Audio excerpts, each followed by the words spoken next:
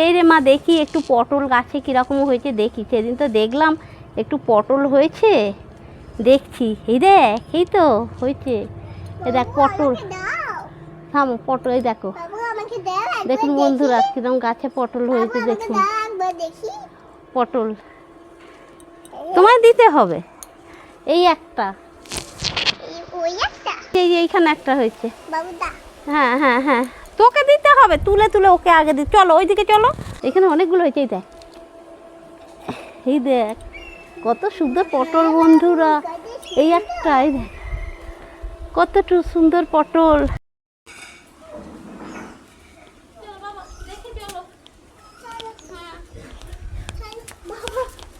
অনেকগুলো পটল হয়েছে, রেখে দি। অনেকগুলো পটল, এবার পটল হবে, কি হবে? দই পটল। হ্যাঁ থাক, এবার রান্না আরম্ভ হবে। এবার দই পটল। এই বন্ধুরা আমি এবার আদা রসুন আর একটু কাঁচা পাকা লঙ্কা আমি বেটে নিচ্ছি। প্রথমে একটু থেঁতো থেঁতো করে নিচ্ছি, মশলাটাকে এইভাবে বেটে নেব। কাঁচা লঙ্কা, কাঁচা পাকা লঙ্কা, আদা রসুন বাটা হয়ে গেল বন্ধুরা। একটু ছিঁড়ে ছিঁড়ে করেই বেটেছি, খেতে ভালোই হবে।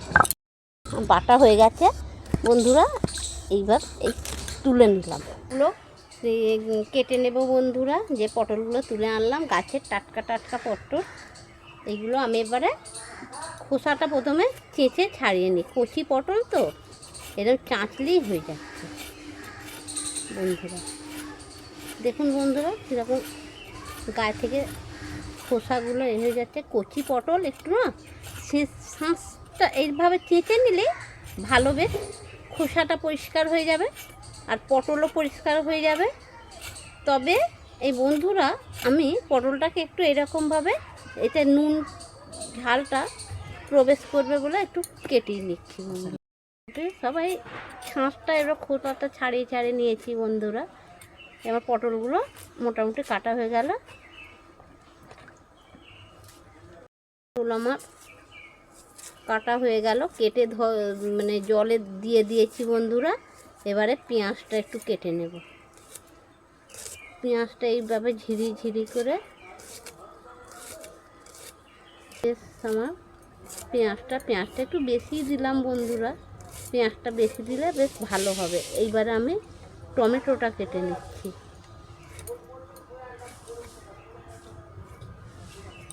টমেটোটা কেটে নিচ্ছি পেঁয়াজের সাথে বন্ধুরা। পেঁয়াজ টমেটো আমার কাটা হয়ে গেল বন্ধুরা। একটু বেশিই দিলাম পেঁয়াজ টমেটোটা, বেশ ভালো হবে। উনুনটা ধরিয়ে দিচ্ছি বন্ধুরা। উনুনটা আমার ধরে গেল বন্ধুরা। কড়াই গরম হয়ে গেছে, পরিমাণ মতো তেলটা দিয়ে দিচ্ছি বন্ধুরা পটলটা ভেজে নেওয়ার জন্য। আমি চারিদিকে ছড়িয়ে দিচ্ছি বন্ধুরা। এইভাবে পটলগুলো গরম তেলের মধ্যে দিয়ে দিচ্ছি বন্ধুরা। এক এক করে ছেড়ে দিচ্ছি পটলগুলো।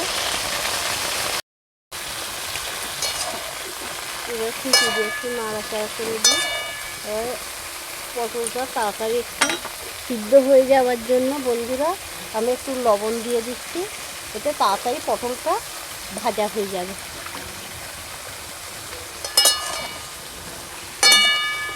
একটু খুঁটি দিয়ে নাড়াচাড়া করে দিচ্ছি। দেখুন বন্ধুরা মোটামুটি আমার পটলটা ভাজা হয়ে আসছে। এবার এতে একটু এক চিটে হলুদ দিয়ে দিই, এক চিটে হলুদ দিয়ে দিই বন্ধুরা। লাল লাল করে আমার পটলটা ভাজা হয়ে গেছে। এবার আমি পটলটা তুলে রাখবো। দিয়ে দিচ্ছি বন্ধুরা পেঁয়াজ টমেটোটা কষিয়ে নেওয়ার জন্য। দুটো লঙ্কা ফাটিয়ে দিলাম আর দিলাম একটু পাঁচফোড়ন, দিয়ে দিলাম। এইবারে এর মধ্যে আমি দিয়ে দেব বন্ধুরা ওই যে পেঁয়াজ কুচিয়ে রেখেছিলাম, পেঁয়াজের কুচি দিয়ে দিচ্ছি। আর টমেটোটাও এর সাথে দিয়ে দিচ্ছি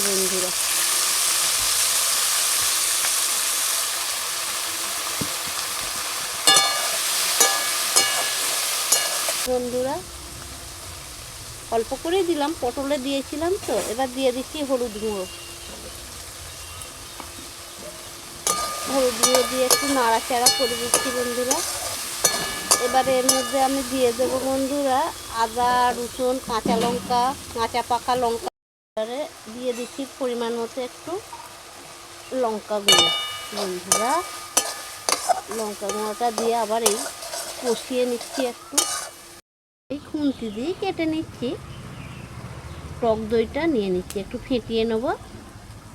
যেহেতু দই পটল, দইটা তো দিতেই হবে, ওই জন্য একটু ফেটিয়ে নিচ্ছি বন্ধুরা। শুধু মশলা যা এর মধ্যে দিয়েছি কষানোর মধ্যে, এতে আর মশলা দেবো না, দইটাকে নিয়ে খালি একটু ফাটিয়ে নিচ্ছি।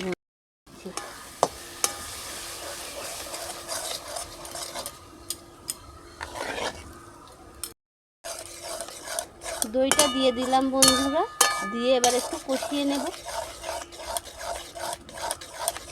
অল্প আছে, নাহলে দইটা ফেটে যাবে। এর মধ্যে এবার একটু জিরা গুঁড়ো দিয়ে দিলাম বন্ধুরা। দেখুন বন্ধুরা তেল ছেড়ে দিয়েছে, মশলা থেকে তেল ছেড়ে দিচ্ছে। আমি এবারে এই কষা মশলার মধ্যে ভেজে রাখা পটলগুলো দিয়ে দিচ্ছি বন্ধুরা।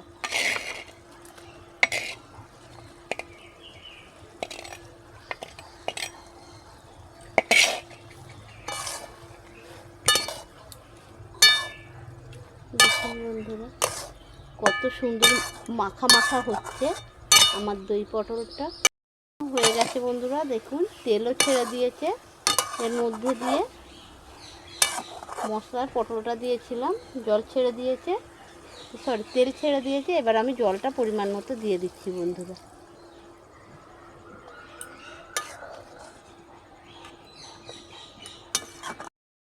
এবারে আমার দই পটলটা প্রায় রেডি হয়ে এসেছে বন্ধুরা।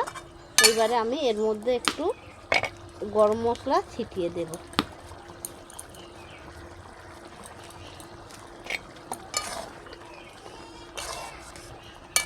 একটু দিয়ে দিলাম,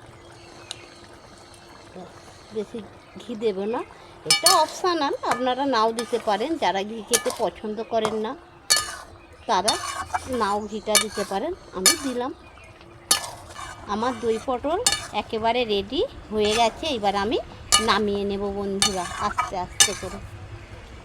দেখুন কত সুন্দর হয়েছে বন্ধুরা।